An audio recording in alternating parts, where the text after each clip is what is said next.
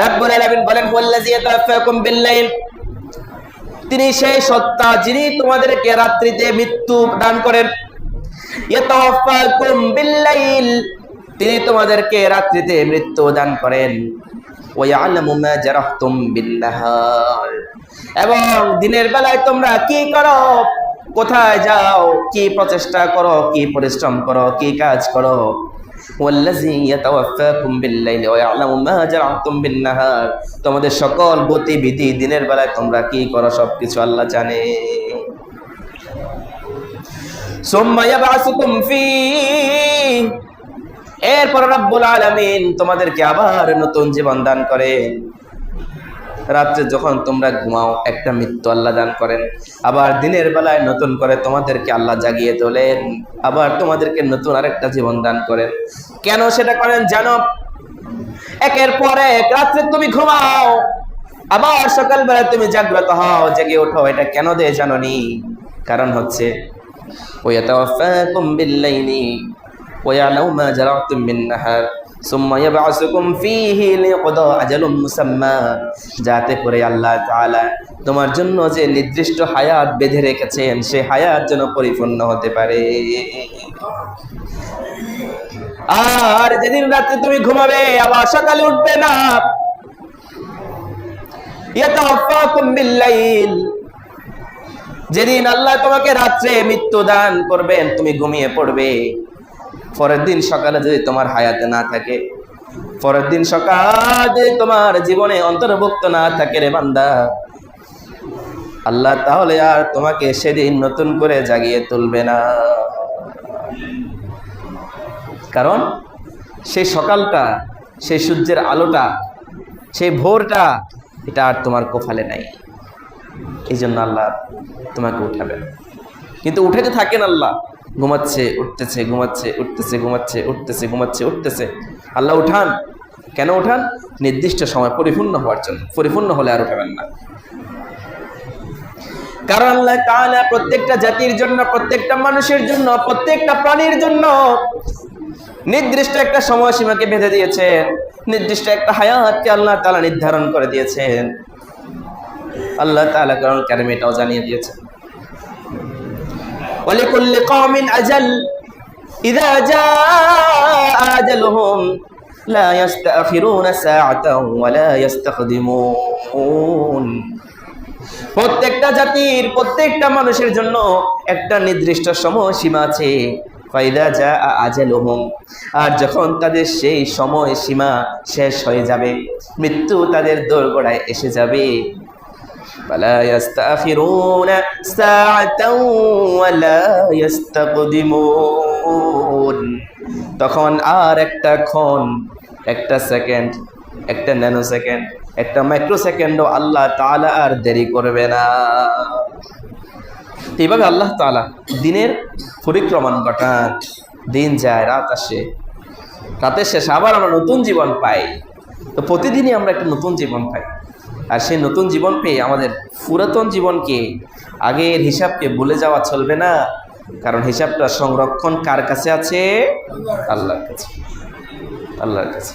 কিরামান কাতিবিনা ইয়ালামুনা মা তাফআলুন, আল্লাহ তাআলা দুইজন সম্মানিত ফেরেশতা লাগিয়ে দিয়েছেন, তারা সব নোট করতেছেন, লিখে রাখছেন, কোনোটা বাদ যাবে না। তো প্রিয় মুসল্লিরা, আমরা নতুন বছরকে শুরু করেছি মুহররম মাস দিয়ে। মুহররম আমাদের ইসলাম ধর্মের প্রাথমিক জামানায় নিজস্ব কোনো ক্যালেন্ডার ছিল না। তবে রোমানদের ছিল, পারস্য তাদের ছিল, পারসিকদের ছিল, খ্রিস্টানদের ছিল। রোমানরা অ্যান্নো ডোমিনি ব্যবহার করত। অ্যান্নো ডোমিনি মানে the year of our Lord's birth, আমাদের প্রভুর জন্মের বছর, অর্থাৎ যীশু খ্রিস্টের জন্মের বছর থেকে শুরু করত। সেখান থেকে শুরু করে তারা তাদের বছরের হিসাব করতো আর ক্যালেন্ডার বানিয়েছে। ঠিক পারস্যবাসীদের কাছেও ছিল, পারসিকরা, যেহেতু তারা দুই পরাশক্তি ছিল সে সময়, রোমান এবং পারস্য। কিন্তু ইসলাম ধর্মের নির্দিষ্ট কোনো ক্যালেন্ডার ছিল না। সাইয়্যিদুনা ওমর ইবনুল খাত্তাব রাদিয়াল্লাহু তাআলা, কার নাম বললাম? সাইয়্যিদুনা ওমর ইবনুল খাত্তাব রাদিয়াল্লাহু তাআলা। ওনার জামানায় এসে উনি একটা ক্যালেন্ডার আবিষ্কার করেছেন, আর সেটার হিসাব শুরু করেছেন রাসূলের হিজরতের বছর থেকে। কখন থেকে? রাসূলের হিজরতের বছর থেকে। আর এই জন্য আমরা এটাকে কি বলি? হিজরি সন। কি বলি? হিজরি সন। রাসূলের হিজরতের বছর থেকে শুরু করেছেন, এজন্য এটাকে হিজরি সন বলা হয়। এর মাধ্যমে কি হলো? এর মাধ্যমে ইসলামের পরিপূর্ণতা আরো এক ধাপ বেড়ে গিয়েছে। আল্লাহ তাআলা কি বলেছেন? আমরা তো জানি যে Islam is the complete code of life. ইসলাম হচ্ছে আমাদের জীবনের একটা পরিপূর্ণ জীবন বিধান। জীবনের, মানব জীবনের কোনো কিছু এটাতে বাদ দেওয়া হয়নি, সব কিছু ইনক্লুড করা হয়েছে।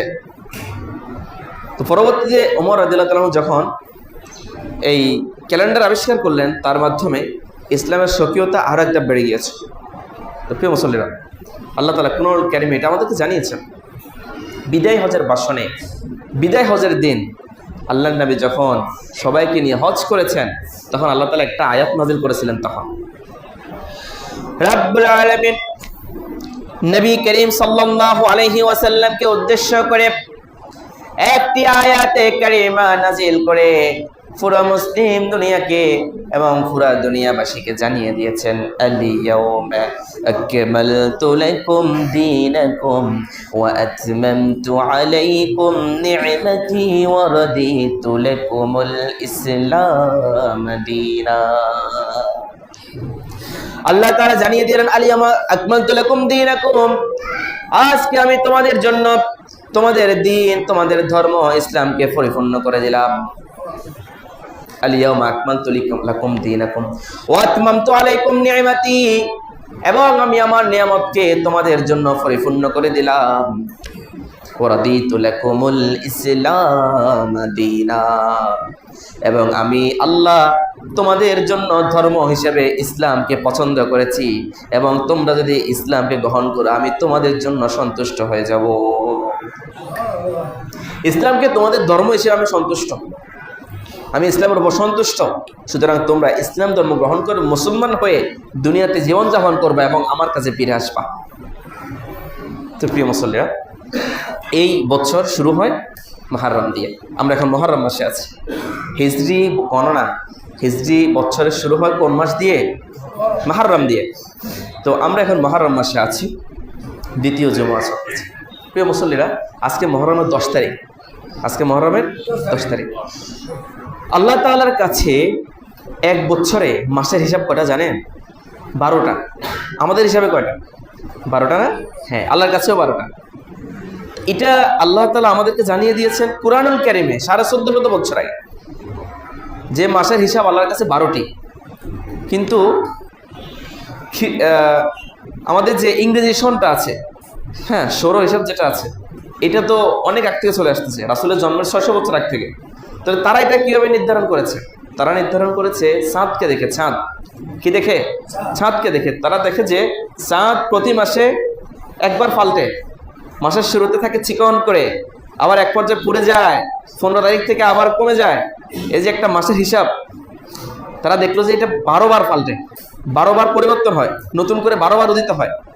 তো এই হিসেবে তারা তাদের মাসের হিসাবটাই গ্রহণ করেছে যে হ্যাঁ 12টা হবে। কিন্তু আল্লাহ তাআলা পরবর্তী কোরআনে জানিয়ে দিয়েছেন, আবার হতে পারে আল্লাহ তাআলা পূর্ববর্তী যে সকল আসমানি গ্রন্থ ছিল এগুলো তো জানিয়ে দিয়েছেন, হয়তোবা তারা গোপন করে নিয়েছে। যেহেতু আমাদের বর্তমানে দুনিয়াতে যে সকল তাওরাত পাওয়া যায়, ইঞ্জিল পাওয়া যায়, এগুলা আগেরটা নাই, তারা পরিবর্তন করে ফেলেছে।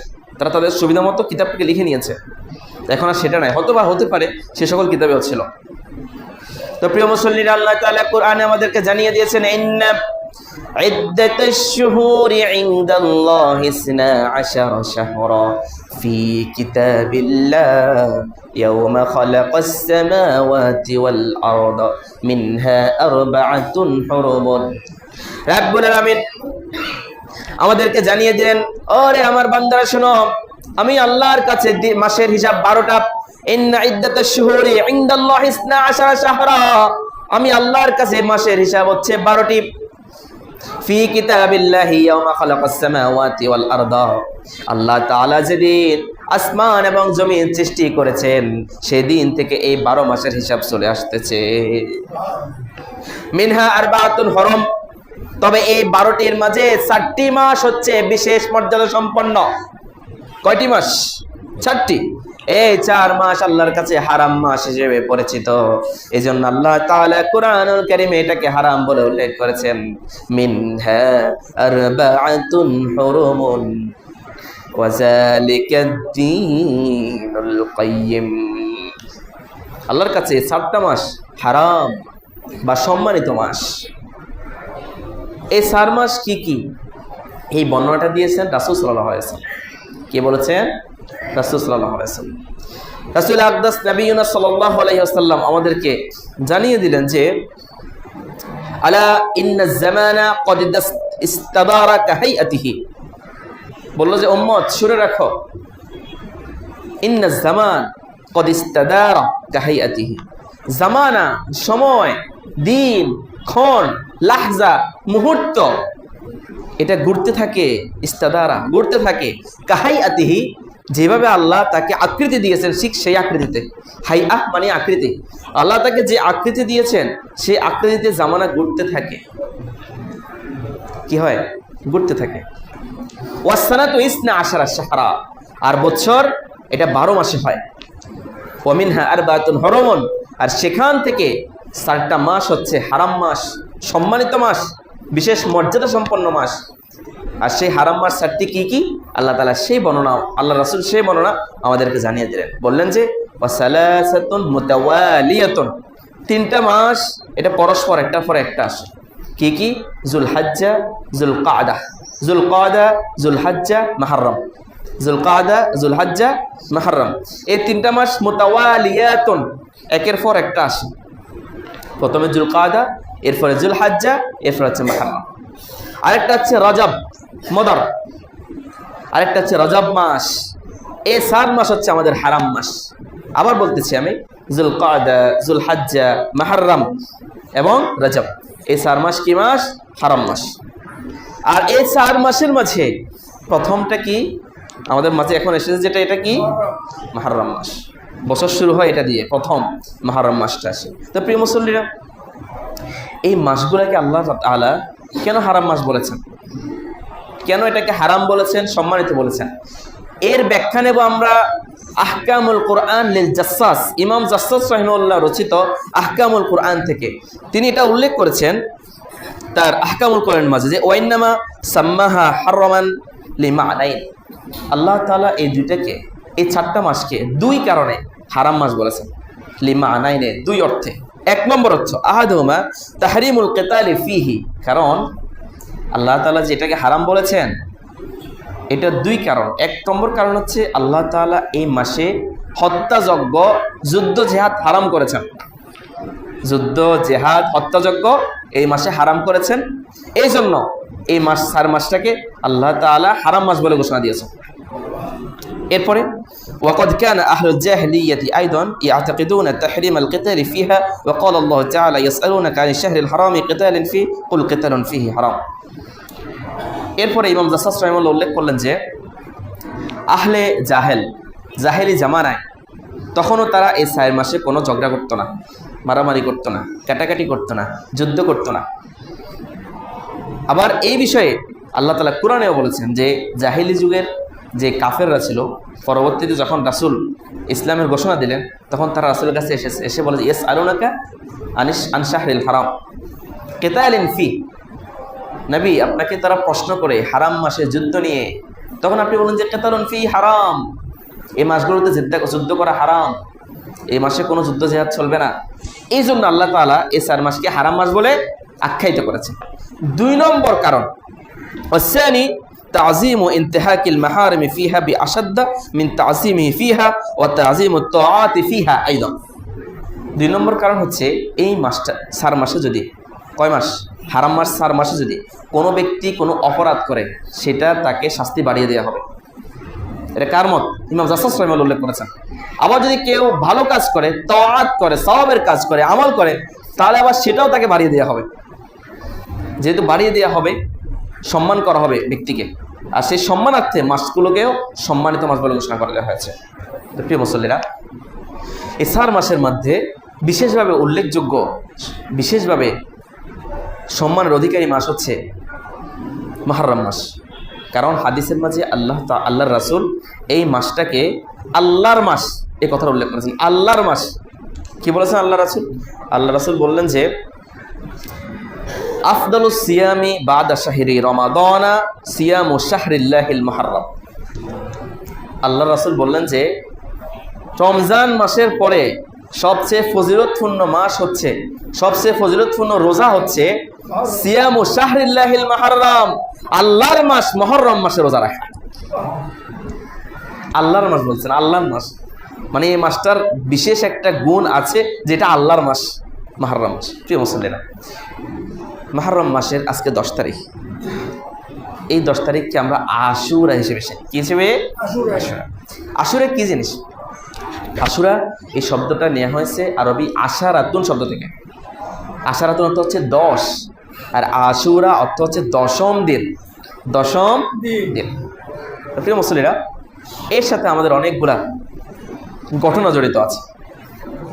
প্রথম প্রধান যে ঘটনা যেটাকে উসিলা করে আমরা আশুরা পালন করি সেটা হচ্ছে হযরতে মূসা রাদিয়াল্লাহু মূসা আলাইহিস সালাতু ওয়াস সালাম ওনাকে এবং তার অনুসারী সকল বনী ইসরাইলের সকল মানুষকে আল্লাহ তাআলা এই দিনে ফেরাউনের কবল থেকে রক্ষা করেছিলেন। কার কবল থেকে? ফেরাউনের কবল থেকে আল্লাহ তাআলা হযরত মূসাকে এবং বনী ইসরাইলকে রক্ষা করেছেন। আল্লাহ রাব্বুল আলামিন কোরআনুল কারীমে আমাদেরকে জানিয়ে দিয়েছেন ওয়াইজ نجيناكم من آل فرعون يسومونكم سوء العذاب يذبحون أبناءكم ويستحيون نساءكم رب العالمين বলেন ওয়াইজ নাজ্জাইনাকুম, আর আমি তোমাদেরকে রক্ষা করেছি, মুক্তি দিয়েছি মিন আলি ফিরআউনা, ফিরআউনের হাত থেকে, ফিরআউনের কবল থেকে, ফেরাউনের সৈন্য সামন্ত থেকে, ফেরাউনের নির্যাতন থেকে আমি তোমাদেরকে রক্ষা করেছি, বাঁচিয়ে দিয়েছি। ইয়াসুমুনাকুম সুআল আযাব, তারা তোমাদেরকে অনেক আযাব দিত, শাস্তি দিত। এরপরে কি করত? তোমাদের পুত্র সন্তানদেরকে তারা হত্যা করে ফেলতো। তোমরা বাবারা সামনে দাঁড়িয়ে আছো, মায়েরা সামনে দাঁড়িয়ে আছো, মায়ের কোল থেকে বাচ্চাকে টেনে হেসড়ে নিয়ে মায়ের সামনে তাকে জবাই করে হত্যা করে ফেলা হতো। ইউযাব্বিহুনা আবনাকুম ওয়া ইস্তাহয়ুনা নিসাআকুম, এবং তোমাদের কন্যা সন্তানদেরকে তারা বাঁচিয়ে রাখতো। সেটার উদ্দেশ্য ছিল ভিন্ন, সেটা হচ্ছে তাদেরকে তারা বাঁধি হিসেবে গ্রহণ করবে, তাদেরকে কাজে খাটাবে এই জন্য। আর এটা ছিল তোমাদের জন্য বড় একটা পরীক্ষা, কিন্তু আল্লাহ তাআলা তোমাদেরকে বাঁচিয়ে দিয়েছে। এরপর রাব্বুল আলামিন বললেন ওয়াইজ ফারাকনা বিকুমুল বাহরা, আর এরপরে আমি তোমাদেরকে কিভাবে বাঁচালাম? যখন ফেরাউন বাহিনী তার সৈন্য সামন্ত নিয়ে তোমাদেরকে দাওয়া করছিল, দাওয়া করতে করতে তোমরা মূসার সাথে যাইতে যাইতে এক পর্যায়ে একটা সাগরের কিনারে এসে পৌঁছালা। সাগরের কিনারে আসার পরে তোমরা হতবাক হয়ে গেলা। তোমরা এবার কিভাবে এই সাগর পাড়ি দিবে? পেছনে ফেরাউন তার সৈন্য সামন্ত নিয়ে আসতেছে, তোমাদেরকে হত্যা করে ফেলবে। তখন আমি তোমাদের জন্য এই সাগরের মধ্যখান দিয়ে রাস্তা তৈরি করে দিয়েছিলাম। ফাআনজাইনাকুম, এরপরে আমি তোমাদেরকে ফেরাউনের হাত থেকে মুক্ত করে দিলাম। ফাআনজাইনাকুম ওয়া আগরাকনা আলা ফিরআউন, সাথে সাথে আবার ফেরাউনের দল বল সৈন্য সামন্ত সহকারে আমি সমুদ্রের মাঝে ডুবিয়ে ডুবিয়ে মেরে ফেলেছিলাম। আর এটা কোন দিন হয়েছিল? আশুরার দিন। আশুরার দিন, মুহররমের 10 তারিখ। প্রিয় মুসল্লিরা, এটাই হচ্ছে মূল আশুরা, মানে আশুরা পালন করার মূল ঘটনা। এর পরবর্তী জামানায় আরেকটা ঘটনা ঘটেছে, হৃদয় বিদারক ঘটনা, আমাদের অন্তরকে খান খান করে দিয়েছে যে ঘটনা, সেটা হচ্ছে কারবালার ঘটনা। কারবালার ঘটনা, কিসসায়ে কারবালা, কারবালার ঘটনা। ইমাম হোসেন রাদিয়াল্লাহু তাআলা আনহুকে হত্যা করা হয়েছিল নির্মমভাবে ইয়াজিদ এবং তার সৈন্য সামন্ত সহকারে। আমরা ইয়াজিদ এবং তার সৈন্য সামন্তের হিসাব আল্লাহর উপর ছেড়ে দিলাম। আল্লাহ তাআলা তার যে প্রাপ্য সেটা বুঝিয়ে দিবেন ইনশাআল্লাহ, কারণ আল্লাহ কারো উপরে জুলুম করেন না। সে যা করেছে তার হিসাব তাকে অবশ্যই দিতে হবে। সে গোটা মুসলিম উম্মার কলিজাকে খান খান করে দিয়েছে। রাসূলের কলিজার টুকরো ছিল কে? ইমাম হাসান, ইমাম হোসাইন আর সেই কলিজার টুকরো নাতিকে সে হত্যা করেছে সীমারের মাধ্যমে। আল্লাহ তাআলা তাদের হিসাব তাদেরকে কড়া গন্ডায় বুঝিয়ে দিবেন ইনশাআল্লাহ। তো প্রিয় মুসল্লিরা, আশুরা আমরা কীভাবে পালন করব? আশুরার আমল কি? আশুরার আমল শুধু একটা, এর বাইরে আর কোনো আমল নাই। একটা কি? রোজা রাখা। হাদিসের মাঝে এসেছে, সহিহ বুখারীর বর্ণনা, আম্মা জান আয়েশা রাদিয়াল্লাহু তাআলা আনহা বর্ণনা করতেছেন।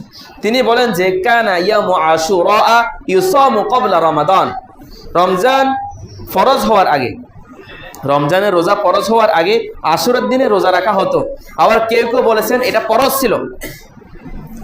ফালাম্মা নাযালা রমাদান কানা মান শাআ সামা ওয়া মান শাআ আফতারা।